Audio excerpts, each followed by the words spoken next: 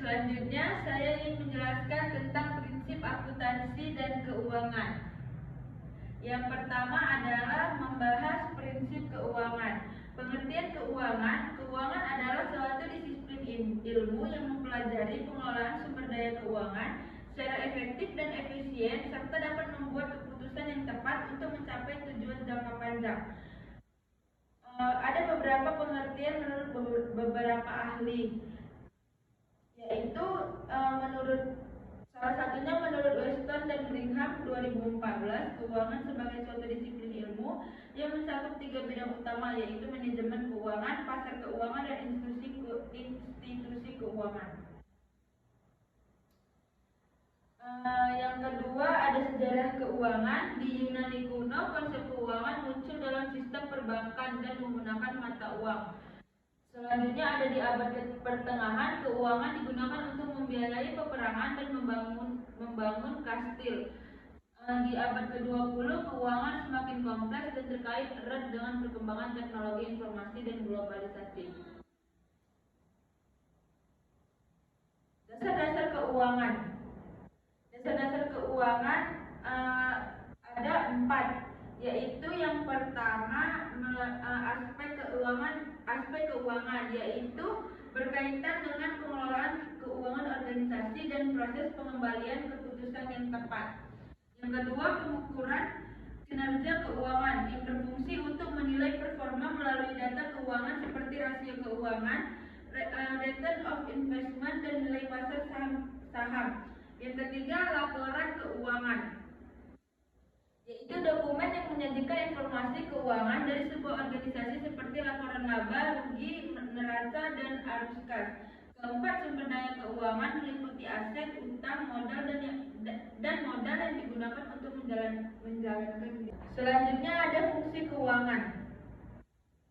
Fungsi keuangan yang pertama sebagai pengelolaan aset meliputi investasi, pengelolaan bisnis, dan manajemen risiko. Yang kedua, pembiayaan dilakukan dengan cara memperoleh modal dari investor atau melalui pinjaman.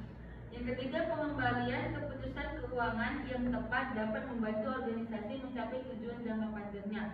Yang keempat, pengendalian keuangan meliputi pengawasan terhadap pengeluaran dan pengelolaan keuangan organisasi. Jenis-jenis keuangan ada 5, yaitu yang pertama, keuangan korporasi, berkaitan dengan pengelolaan keuangan sebuah perusahaan seperti pembiayaan, investasi, dan pengembalian keputusan keuangan. Yang kedua ada keuangan publik, yaitu yang berkaitan dengan pengelolaan keuangan pemerintah dan organisasi nirlaba yang bertujuan untuk memberikan manfaat kepada masyarakat. Yang ketiga, keuangan pribadi, berkaitan pengelolaan keuangan individu termasuk di dalamnya perencanaan keuangan, pengelolaan hutang, dan investasi. Yang keempat ada keuangan internasional, yaitu yang berkaitan dengan transaksi keuangan antara negara-negara termasuk di dalamnya pengelolaan dana dan pembiayaan. Ada yang kelima ada keuangan Islam, adalah sistem keuangan yang berbasis pada prinsip-prinsip syariat Islam, termasuk di dalamnya adalah pengelolaan dana dan pembiayaan. Tujuan dari keuangan yaitu yang pertama memperoleh sumber daya keuangan, meningkatkan nilai perusahaan, meningkatkan profitabilitas, meningkatkan mengelola risiko keuangan, mencapai tujuan keuangan pribadi, meningkatkan kesejahteraan masyarakat. Yang kedua ada manajer keuangan. Manajer keuangan adalah salah satu posisi di divisi keuangan yang berperan dalam bertugas untuk mengatur dan membuat keputusan finansial serta mengaplikasikannya demi tercapainya tujuan perusahaan. Dalam kata lain, seorang finance manager bertugas untuk membantu perusahaan dalam menjalankan manajemen keuangan. Adapun fungsi dari manajer keuangan. Yang pertama ada di fungsi planning, meliputi segala hal berkaitan dengan perencanaan arus kas hingga laba rugi perusahaan. Yang kedua ada fungsi budgeting, berkaitan dengan pengalokasian anggaran secara efisien untuk kegiatan operasional perusahaan. Yang ketiga ada fungsi controlling, yaitu yang mencakup kegiatan evaluasi mengenai keuangan serta sistem keuangan perusahaan. Yang keempat ada fungsi auditing, yaitu yang berkaitan dengan pemeriksaan penggunaan internal keuangan perusahaan. Jadi, jika ada penyimpangan yang terjadi, maka pihak manajemen bisa mengetahui sesegera mungkin. Yang kelima ada fungsi manajer keuangan reporting, yaitu menyediakan laporan, informasi keuangan perusahaan serta analisis rasio keuangannya. Tugas-tugas dari manajer keuangan yang pertama menyusun perencanaan keuangan perusahaan. Seorang finance manager umumnya bertugas untuk melakukan perencanaan dan pengembangan sistem finansial di perusahaan. Perencanaan tersebut dibuat sesuai dengan kebutuhan dan aktivitas perusahaan di suatu periode. Yang kedua, tugasnya sebagai mengoperasikan kebutuhan keuangan perusahaan. Tugas seorang finance manager selanjutnya adalah menjalankan kebutuhan keuangan perusahaan agar dapat dilakukan secara efisien, misalnya seperti memastikan penggunaan uang yang disediakan sesuai dengan rencana. Yang ketiga, bekerja sama dengan manajer divisi lain. Untuk mengetahui kebutuhan masing-masing divisi diperlukan koordinasi yang baik antar manajer. Inilah mengapa seorang finance manager juga harus bekerja sama dengan divisi lain untuk mengetahui kebutuhan dari tiap-tiap divisi. Yang keempat, membantu pengembalian keputusan terkait investasi. Karena pastinya perusahaan sering melakukan investasi demi memperoleh profit, tugas manajer keuangan adalah untuk membantu menilai apakah sebuah investasi perlu dilakukan atau tidak. Yang kelima, menjadi narasi hukum perusahaan pada pasar keuangan, yaitu menghubungkan perusahaan dengan pasar. Misalnya, disinilah tempat yang dapat digunakan oleh perusahaan untuk mendapatkan dana tambahan dan menjual surat-surat berharga. Adapun tanggung jawab dari seorang manajer keuangan. Yang pertama, mengelola fungsi akuntansi perusahaan. Yang kedua, seorang finance manager bertanggung jawab juga untuk mengelola fungsi akuntansi untuk menghasilkan finance report yang akurat. Yang ketiga, mengkoordinasikan pengontrolan dana perusahaan. Yang keempat, ada melakukan perencanaan dan pengembangan sistem keuangan perusahaan. Seorang finance manager dapat membantu mengembangkan sistem keuangan perusahaan dengan cara menentukan strategi finansial yang tepat sesuai dengan kebutuhannya.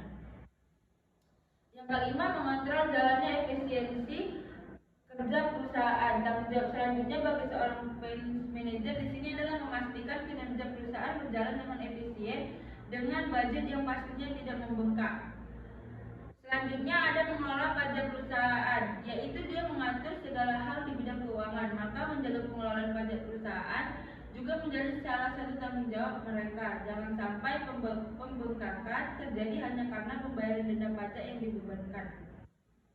Selanjutnya ada juga tugasnya sebagai mengelola arus kas, utang dan piutang, tentunya agar jangan sampai perusahaan mengalami kerugian. Selanjutnya kita akan membahas tentang akuntansi. Pengertian akuntansi berasal dari kata accounting yang merupakan ilmu menghitung serta mencatat transaksi yang ada hubungannya dengan keuangan perusahaan. Akuntansi penting dilakukan sebagai metode pencatatan transaksi keuangan perusahaan agar nantinya tidak ada penyalahgunaan dana.